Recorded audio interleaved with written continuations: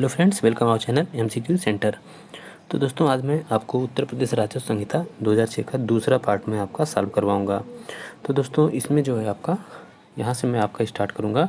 अगर अभी तक आपने पुराने वीडियो नहीं देखे हैं तो उसको जाकर के वीडियो की डिस्क्रिप्शन में देख लीजिए। टाइम बहुत कम है आपके पास, जितना जल्दी से जल्दी इसको देखेंगे उतना ही जल्दी आपको ज़्यादा फ़ायदा होगा। तो इसमें दोस्तों आपका जो पहला क्वेश्चन है 71 से इसमें स्टार्ट है, उसमें 70 तक मैंने करवाया था। तो इसमें जो है पहला क्वेश्चन है आपका कि नया अधिकार अभिलेख कौन रखता है? लेखपाल, कलेक्टर, सहायक कलेक्टर, अभिलेख अधिकारी। तो इसमें जो है आपका नया जो अधिकार अभिलेख जो बनता है उसको कलेक्टर अपने पास रखता है। सड़क मार्गों, वृक्षों या फलदार वृक्ष के संबंध में यदि कोई विवाद पैदा होता है तो विवाद का विनिश्चय कौन करेगा? तो ऐसी दशा में जब इस तरीके से अगर कोई विवाद पैदा होता है सड़क मार्गों के संबंध में या वृक्षों के संबंध में या फलदार वृक्षों के संबंध में, तो ऐसे विवाद अगर पैदा होते हैं तो विवाद का विनिश्चय करने की जिम्मेदारी दी गई है किसको? तहसीलदार को, कलेक्टर को, उपखंड अधिकारी, लेखपाल। तो ऐसी जिम्मेदारी दी गई है कलेक्टर को उस विवाद का विनिश्चय करने के लिए, उसका निपटारा करने के लिए। अगला प्रश्न है, इस संहिता की धारा 58 के अंतर्गत कलेक्टर के विनिश्चय के आदेश के विरुद्ध अपील कहाँ होती है? यानी कि अगर मान लीजिए कि जब कलेक्टर अगर किसी विनिश्चय का, किसी विवाद का विनिश्चय करता है तो उसके आदेश से अगर कोई मान लीजिए पीड़ित है तो उसके विनिश्चय के आदेश के विरुद्ध जो है उसके निर्णय या जो आदेश है उसके विरुद्ध अपील कहाँ की जाएगी? आयुक्त के समक्ष, राजस्व बोर्ड के समक्ष, ए या बी के समक्ष, उच्च न्यायालय को। तो इसमें जो है आपका जो अपील जो होगा वो अपील होगा इसके आयुक्त के समक्ष होगा। किसके? आयुक्त के समक्ष कलेक्टर के आदेश के विरुद्ध अपील होगा।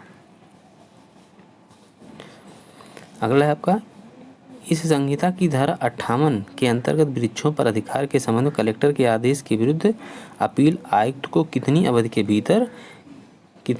भीतर की जा सकेगी? तो इसमें जो है जो आपका कलेक्टर के आदेश के जो विरुद्ध जो अपील है जो आयुक्त के समक्ष की जाती है, आयुक्त के यहाँ की जाती है, उसमें जो है आपका कितने दिनों के भीतर आपको कर देना चाहिए? वह 30 दिनों के भीतर। यानी जिस दिन कलेक्टर का आदेश आया उस तारीख से, आदेश की तारीख से 30 दिन के भीतर, ठीक, आदेश की तारीख से 30 दिन के भीतर जो है इसको जो आयुक्त को अपील कर देना चाहिए, जो भी पीड़ित पक्षकार है जो उससे क्षुब्ध है। राज्य सरकार ग्राम पंचायत या अन्य स्थानीय प्राधिकरण को निम्नलिखित चीज़ें सौंप सकती है। क्या सौंप सकती है? राज्य सरकार जो है ग्राम पंचायत या अन्य स्थानीय प्राधिकरण को निम्नलिखित चीज़ें सौंप सकती है। क्या? मत्स्य क्षेत्र, आबादी स्थल, खलिहान, उपर्युक्त सभी। तो इसमें जो है उपर्युक्त सभी जो है वह सौंप सकती है ग्राम पंचायत को राज्य सरकार। ग्राम पंचायत में निहित या उसे सौंपी गई भूमि या अन्य चीज़ों का अधीक्षण, संरक्षण, प्रबंधन और नियंत्रण का कार्य कौन करता है?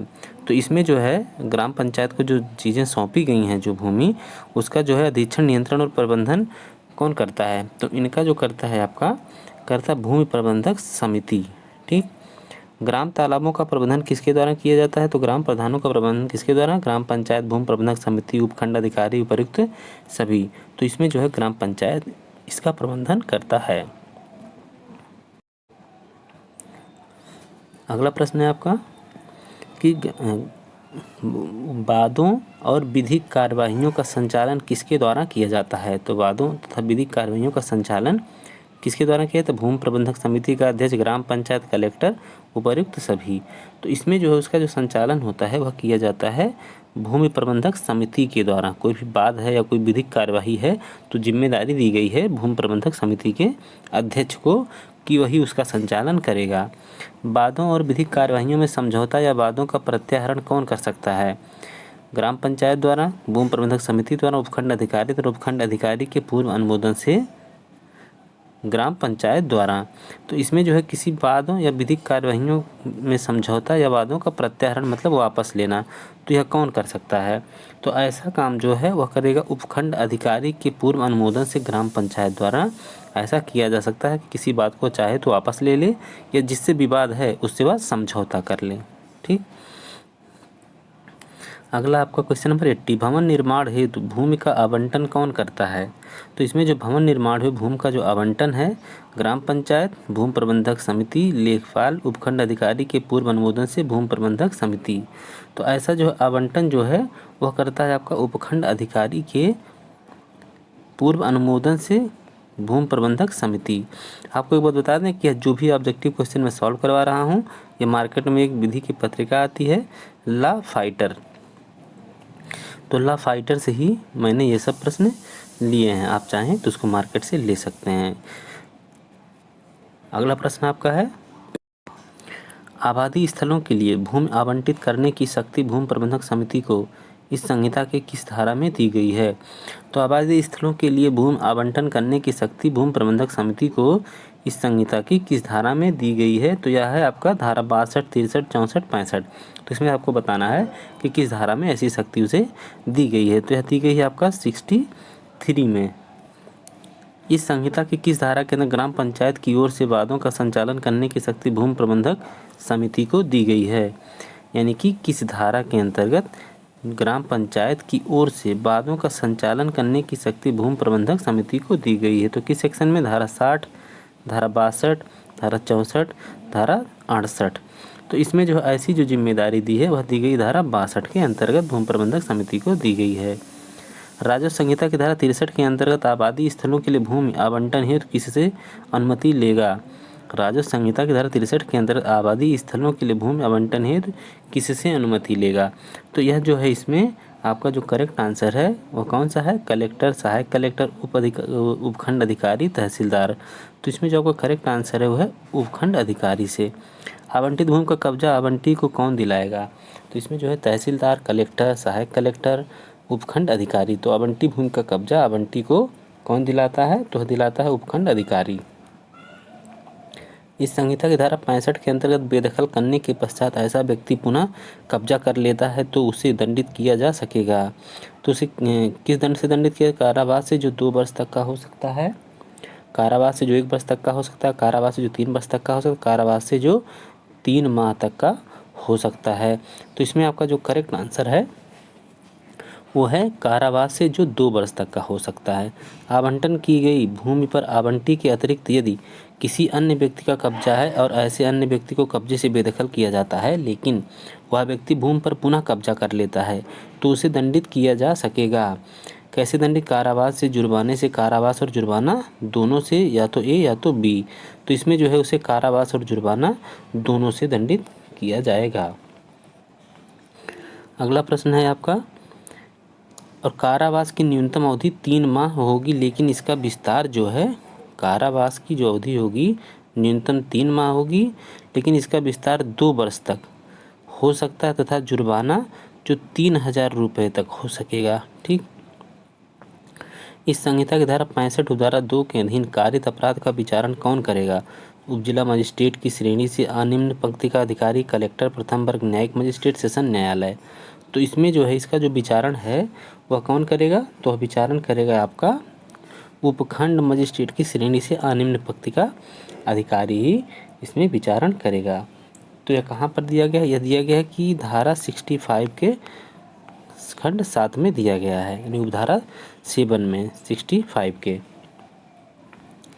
राजस्व संहिता की धारा 65(2) के अधीन दंडनीय अपराध होगा संज्ञेय और असंज्ञेय, असंज्ञेय और अजमानतीय, संज्ञेय और जमानतीय, असंज्ञेय और जमानतीय। तो इसमें जो है इसके अंतर्गत जो दंड होता है वह अपराध जो है वह होता है आपका संज्ञेय और अजमानतीय होता है, यानी कि विकल्प आपका ये सही है। आबादी स्थलों के अनियमित आवंटनों की जांच कौन करेगा, या अनियमित आवंटन को कौन निरस्त कर सकता है, तहसीलदार, नायब तहसीलदार, उपखंड अधिकारी, कलेक्टर। तो ऐसा जो है अनियमित जो आवंटन है उसकी जांच या उसका अनियमित आवंटन का निरस्त कौन करेगा, तो इसमें जो है इसका निरस्त जो करेगा या जाँच उसका जो है वो कलेक्टर करता है। आवंटन निरस्त करने का आवेदन स्वीकार नहीं किया जाएगा जब आवेदन 6 माह के पश्चात किया गया, जब आवेदन 1 वर्ष के पश्चात किया गया, जब आवेदन 2 वर्ष के पश्चात किया, जब आवेदन 3 वर्ष के पश्चात किया गया हो। तो यह कब तक कर देना चाहिए इसका आवेदन, जब आवेदन 3 वर्ष के पश्चात किया गया, यानी कि 3 वर्ष के अंदर ही ऐसा आवेदन कर देना चाहिए निरस्त करने के लिए। ठीक। अगला प्रश्न है, अनियमित आवंटन को निरस्त करने की शक्ति कलेक्टर को किस धारा के अंतर्गत प्राप्त है। तो ऐसी शक्ति जो है कलेक्टर को वह प्राप्त है आपका धारा 72 में। किसमें प्राप्त है, ये गलत आंसर, 70 इसमें आपका 66 में प्राप्त है। ठीक। यानी कि अनियमित आवंटन को निरस्त करने की शक्ति कलेक्टर को किस धारा के अंतर्गत प्राप्त है, तो वह प्राप्त है 66 के अंतर्गत। यदि कोई व्यक्ति ग्राम पंचायत की संपत्ति को क्षति पहुंचाता है या विधि विरुद्ध कब्जे में रखता है तो उसे भूमि से बेदखल करने की शक्ति किसे प्राप्त है? तो सहायक कलेक्टर को ऐसी शक्ति प्राप्त है। धारा 67 की उपधारा 3 के अधीन सहायक कलेक्टर के आदेश से व्यथित व्यक्ति कितने दिन के भीतर कलेक्टर को अपील कर सकता है? तो कितने दिन के भीतर करेगा 30 दिन के भीतर जो है वह कलेक्टर को अपील करेगा। भूमि प्रबंधक समिति को आदेश या निर्देश कौन जारी कर सकता है? तो ऐसा आदेश या निर्देश कलेक्टर जारी कर सकता है। अगला जो आपका प्रश्न है, यदि भूमि प्रबंधक समिति अपने कृत्यों का निष्पादन करने योग्य नहीं है तो कलेक्टर उसके कर्तव्यों, शक्तियों और कृत्यों का निष्पादन करने का आदेश किसे दे सकता है? तो आदेश देगा, किसको आदेश देता है? वह देता है नायब तहसीलदार से अनिम्न श्रेणी के अधिकारी को ऐसा आदेश दे सकता है। अगला आपका प्रश्न है, भूमि प्रबंधक समिति के स्थान पर कोई अन्य अधिकारी जो नायब तहसीलदार से नीचे का ना हो के कार्यों को करने की वैयक्तिक व्यवस्था का प्रावधान किस धारा में है? तो ऐसा प्रावधान जो है आपका किस धारा में दिया गया है? तो दिया गया है धारा 71 में। भूमि प्रबंधक समिति की शक्तियों का निष्पादन तहसीलदार से निम्न पक्ष के किसी अधिकारी द्वारा किए जाने का निर्देश कौन दे सकता है? तो ऐसा निर्देश दे सकता है कलेक्टर दे सकता है। ठीक। अगला प्रश्न है आपका, ग्राम सभा, ग्राम पंचायत या भूमि प्रबंधक समिति द्वारा धारा 72 के अधीन नियुक्त अधिवक्ताओं से भिन्न किसी विधि व्यवसायी को किसकी अनुमति से रख सकती है? तो ग्राम पंचायत जो है, ग्राम पंचायत या भूमि प्रबंधक समिति द्वारा ग्राम सभा, ग्राम पंचायत या भूमि प्रबंधक समिति धारा 72 के अधीन नियुक्त अधिवक्ताओं से भिन्न किसी विधि व्यवसायी को किसकी अनुमति से रख सकती है? तो यह जो है यह रख सकती है आपका कलेक्टर की अनुमति से। ठीक। तहसीलदार के लिए पैनल अधिवक्ता राजस्व की नियुक्ति कौन करता है? तो तहसील के लिए पैनल अधिवक्ता राजस्व की नियुक्ति कौन करता है? राज्य सरकार, कलेक्टर, तहसीलदार, उपखंड अधिकारी। तो ऐसा करता है वो कलेक्टर करता है। अगला प्रश्न आपका है, जिला शासकीय अधिवक्ता राजस्व की नियुक्ति कौन करता है? राज्य सरकार, कलेक्टर, ए एवं बी दोनों, या तो ये या तो बी। तो इसमें जो आपका करेक्ट आंसर है वो है आपका ए, यानी जिला शासकीय अधिवक्ता की नियुक्ति राज्य सरकार करती है। राजस्व मामले के लिए स्थानीय अधिवक्ताओं की नियुक्ति किस धारा के अंतर्गत की जाती है? तो राजस्व मामलों के लिए स्थानीय अधिवक्ताओं की नियुक्ति जो है वह की जाती है किस धारा के अंतर्गत? धारा 72 के अंतर्गत। राजस्व संहिता के अंदर खातेदारों के कितने वर्ग हैं? तो राजस्व संहिता के अंतर्गत खातेदारों के जो वर्ग दिए गए हैं वह हैं 4 वर्ग के। ठीक। कौन कौन? जैसे भूमिधर विथ ट्रांसफरेबल राइट, भूमिधर विथ नॉन ट्रांसफरेबल राइट, एक हो गया आपका सरकारी पट्टेदार, चौथा हो गया असामी। ठीक। किस धारा में खातेदारों की श्रेणियां दी गई हैं? तो यह जो दिया गया है खातेदारों की जो श्रेणियां दी गई हैं वह दी गई धारा 74 के अंतर्गत। असंक्रमणीय अधिकार वाला भूमिधर कितनी अवधि तक ऐसा भूमिधर रहने पर संक्रमणीय अधिकार वाला भूमिधर हो जाता है? तो यह है आपका 10 वर्ष तक। ठीक। कोई भी असंक्रमणीय अधिकार वाला भूमिधर अगर 10 वर्ष तक किसी भूमि पर काबिज रहता है तो 10 वर्ष बाद जो है वह संक्रमणीय अधिकार वाला यानी ट्रांसफरेबल राइट वाला भूमिधर बन जाता है।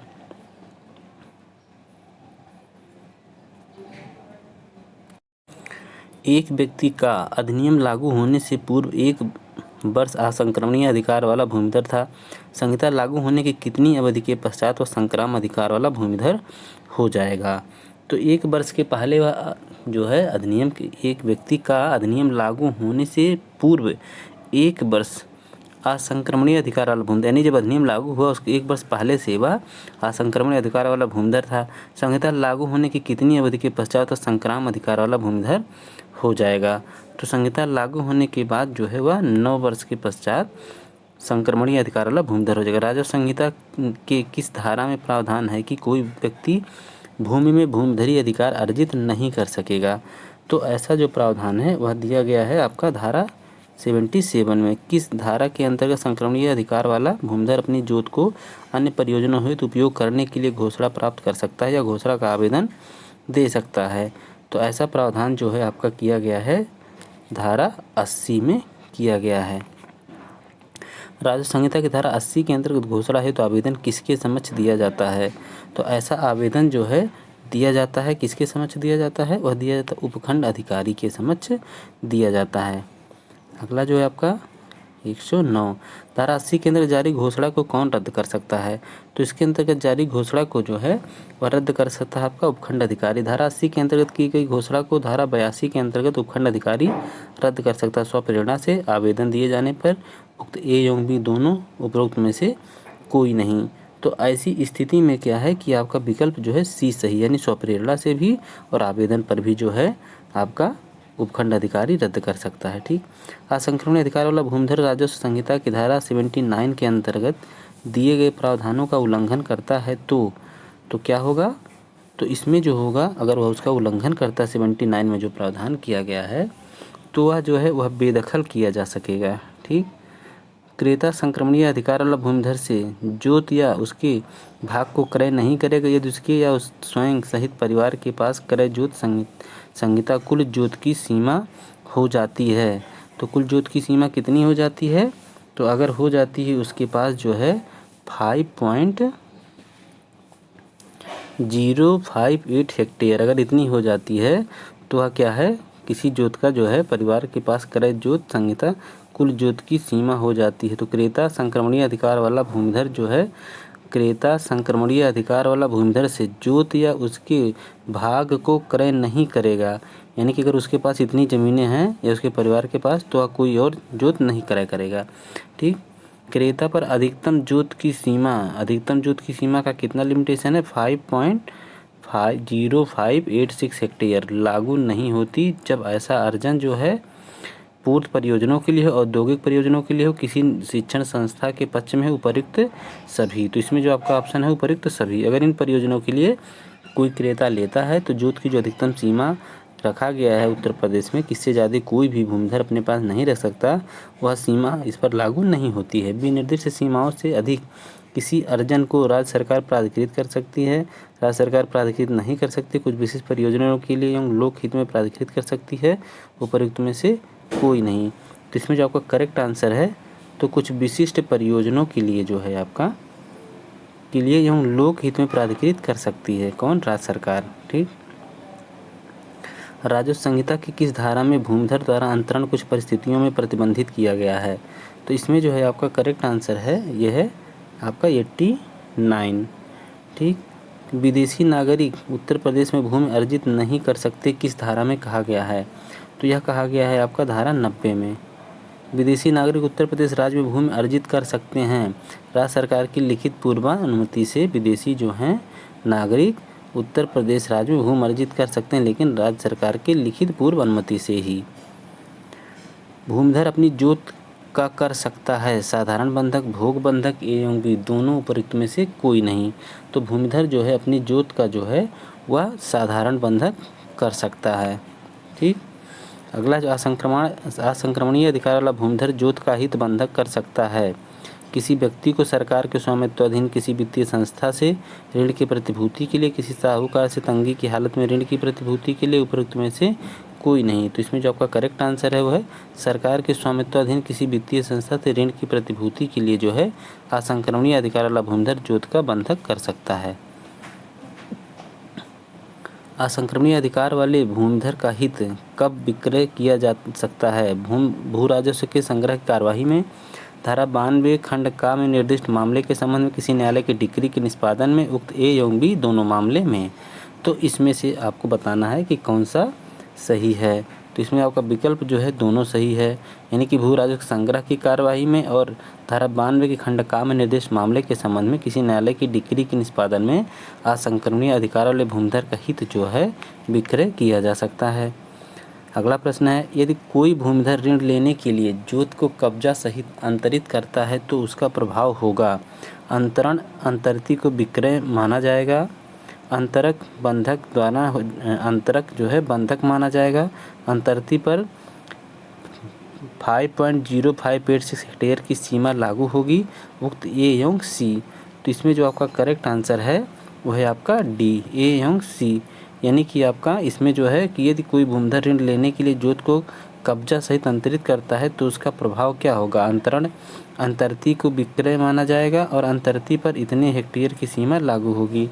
राजस्व संहिता के किस धारा के अंतर्गत भूमिधर द्वारा निजी पट्टा किया जा सकता है? तो भूमिधर द्वारा निजी पट्टा के धारा 94 के अंतर्गत निजी पट्टा किसे कहा जाता है? जब भूमिधर सौर ऊर्जा संयंत्र स्थापित करने के लिए किसी विद्यमान इकाई को जोत पट्टे पर देता है। जब भूमिधर जोत को कृषि हेतु जोत को पट्टे पर देता है। फर्म, न्यास या समिति को जोत को पट्टे पर देता है। उपर्युक्त सभी जो हैं इसमें निजी पट्टे के अंतर्गत आते हैं।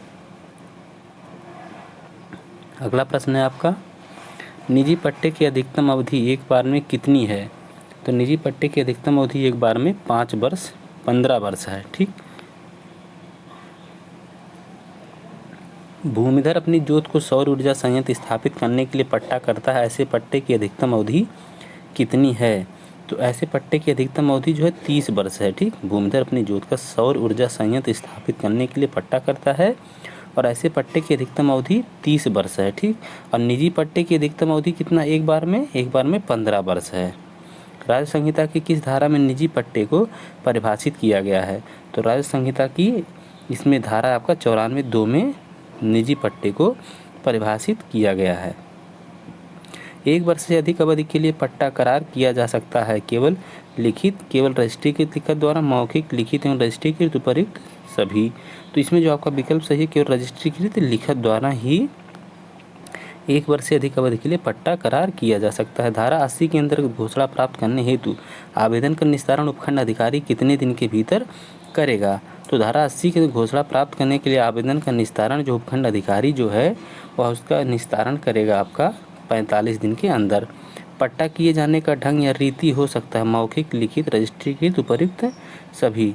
तो पट्टा किए जाने की जो रीति है वह उपयुक्त सभी तरीके से हो सकती है। मौखिक हो सकती है, लिखित हो सकती है, रजिस्ट्रीकृत हो सकती है।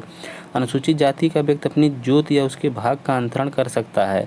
अनुसूचित जाति के व्यक्ति को, अनुसूचित जनजाति को, उक्त एवं भी दोनों को, किसी को भी नहीं, मतलब किसी को भी। ठीक, तो इसमें जो आपका करेक्ट आंसर है वो है अनुसूचित जाति के व्यक्ति को, यानी अनुसूचित जाति का व्यक्ति जो है अनुसूचित जाति के व्यक्ति को ही उसका जोत के भाग का अंतरण कर सकता है। अनुसूचित जाति का व्यक्ति अपनी जोत का अंतरण या वसीयत अनुसूचित जाति से भिन्न किसी व्यक्ति को कर सकता है। कलेक्टर की पूर्व अनुज्ञा प्राप्त होने पर, उपखंड अधिकारी की अनुज्ञा प्राप्त होने पर, सहायक कलेक्टर की अनुज्ञा प्राप्त होने पर, उपरोक्त में से कोई नहीं। तो ऐसी दशा में जो है वह जो है कलेक्टर की पूर्व अनुज्ञा से अनुज्ञा प्राप्त करके किसी अनुसूचित जाति से भिन्न व्यक्ति को भी जो है अपनी जोत का अंतरण कर सकता है। अनुसूचित जनजाति का व्यक्ति अपनी जोत का अंतरण या वसीयत कर सकता है।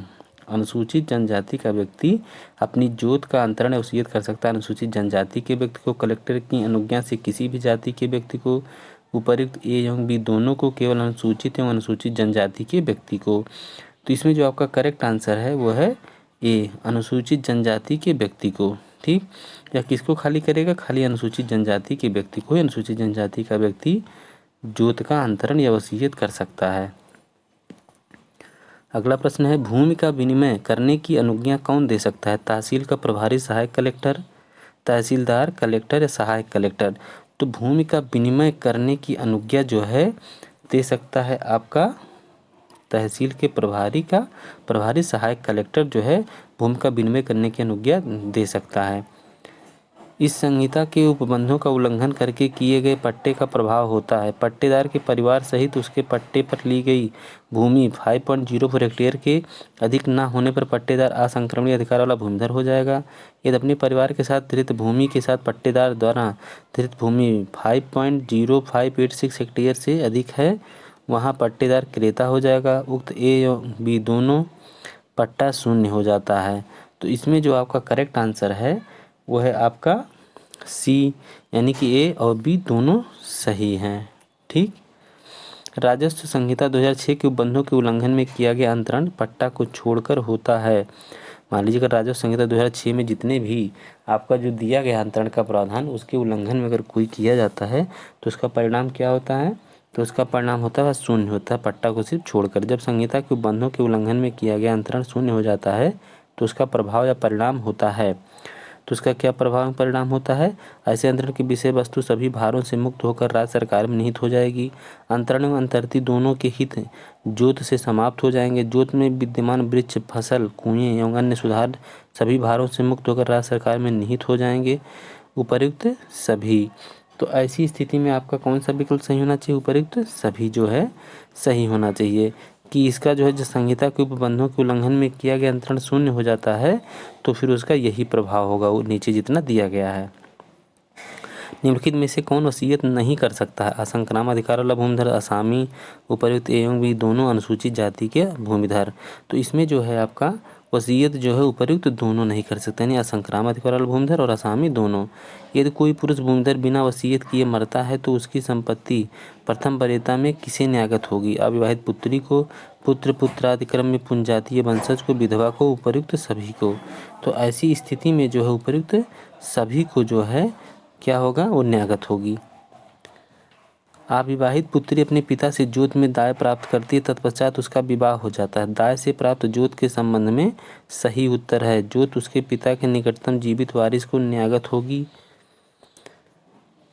दाय में प्राप्त जोत पुत्री का बना रहेगा। उपर्युक्त ए एवं बी दोनों, उपर्युक्त में से कोई नहीं।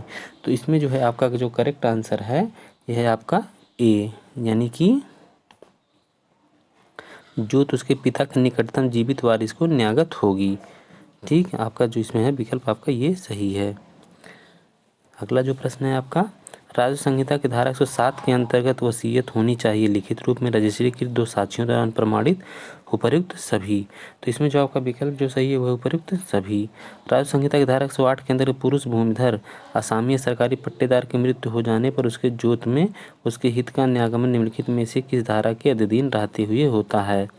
तो इसमें जो है आपका करेक्ट आंसर है वह है आपका बी, यानी 107 के अंतर्गत धारा।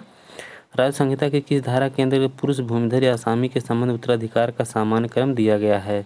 तो इसमें जो है आपका कौन सा धारा सही? धारा 108, 109, 110, 111। तो इसमें आपका करेक्ट आंसर धारा 108 में ऐसा दिया गया है कि राजस्व संहिता की इसकी दिया गया है धारा 108 में कि पुरुष भूमिधर असामी के संबंध उत्तराधिकार का सामान्य क्रम क्या होगा?